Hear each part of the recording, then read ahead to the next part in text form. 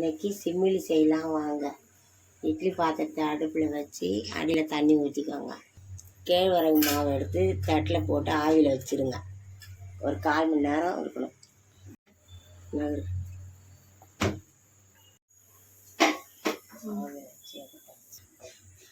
ஆவியில் வச்சாச்சு. இப்போ எடுத்து கொட்டிக்கணும். உப்பு தண்ணி தொளித்து பிசைஞ்சு மறுபடியும் வைக்கணும் ஆவியில். சிட்டிகை உப்பு போட்டு தண்ணி தெளித்து நல்லா பிசைஞ்சிக்கணும். இப்படி பிடிக்கிற அளவுக்கு பிசைஞ்சிக்கணும். இல்லைன்னா சர்க்கரை இனிப்பு இருக்காது.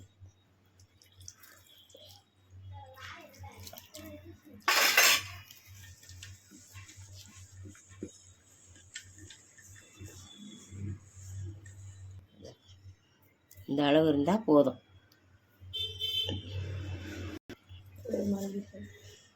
இப்போ இந்த அளவு இருந்தால் போதும். இப்போ ஆவியில் வச்சு எடுக்கணும்.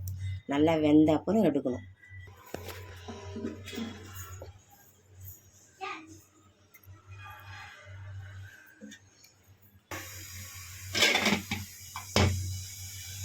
கால் மணி நேரம் கழித்து திறந்துக்கலாம். அடுத்து தேவையான பொருள் வேர்க்கடலை. அதை இந்த பக்கம் வறுத்துக்கலாம். அதுக்கு மாவு வேகங்காட்டி இது வறுத்துக்கலாம்.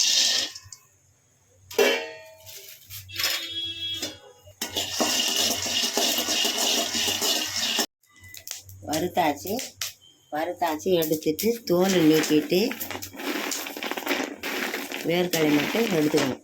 கிராம் கேவுரு மாவுக்கு 150 வெல்லம். பாவு வெல்லம் வந்தால் 100 போதும்.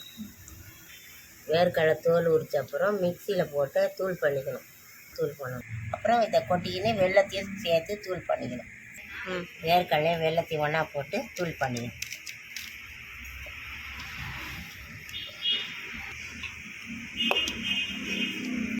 மாவு, அரைச்ச வேர்க்கடலை, வெல்லம் 3த்தையும் போட்டு நல்லா பிசைஞ்சு உருண்டை உருட்டணும். அவ்வளோதான். உருண்டை பிடிச்சி இந்த மாதிரி ஒன்று எடுத்து வச்சுக்கலாம். 2 நாளைக்கு 3 நாளைக்கு இருக்கும். நல்லாயிருக்கும் சாப்பிட. இந்த உருண்டையில் இரும்பு சத்து அதிகம். கேவுரு மாவு சாப்பிட மாட்டாங்க இல்லையா, அதனால் இந்த மாதிரி செஞ்சு கொடுத்தா விரும்பி சாப்பிடுவாங்க. பெண்களுக்கு இடுப்பு வலி, கை கால் வலிக்கெல்லாம் நல்லது இது. இதை நீங்களும் செய்து பார்த்துட்டு எப்படி இருக்குதுன்னு சொல்லுங்கள். கமெண்ட் பண்ணுங்கள்.